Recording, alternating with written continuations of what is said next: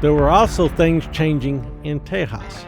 Relative peace with the Apaches and Comanches had led to a growth in population in Tejas. Nearly 5,000 people lived in the province, and many had begun to spread out, establishing farms and cattle ranches, especially down the San Antonio River from Bear to La Bahia.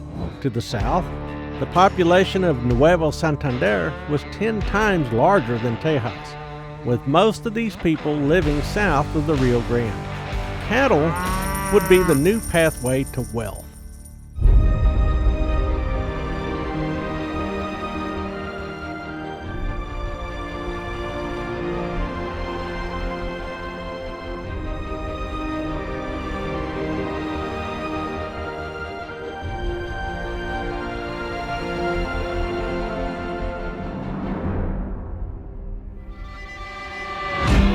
First, the government claimed all unbranded cattle, called mesteños, but complaints from the missions and the rancheros reversed that decision. In 1787, ranchers and missions rounded up all the cattle in the province, branded them to prove ownership, and drove them to markets south of the Rio Grande or over in Louisiana. The demand for hides, beef, and tallow reduced the number of cattle to the point that ranchers had to let their herds recover. They turned to driving wild horses to market instead, this time east to eager American buyers on the Mississippi River.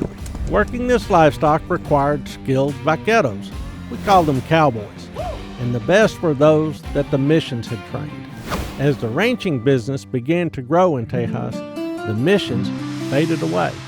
Most of these religious outposts had served their purpose anyway.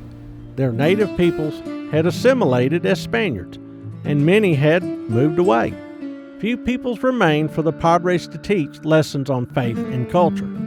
What happens when a mission achieves its purpose and closes? The process was called secularization. The farmlands and ranches that these people had worked to support the mission community were sold or given to the people remaining at the mission. The religious services and facilities like the church buildings transferred to the ownership of the local Catholic diocese.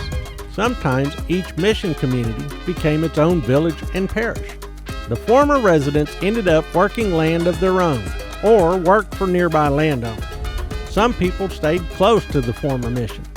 Others moved to Bear or beyond to follow trades that they had learned at the hands of the Padres. They became ordinary Tejanos.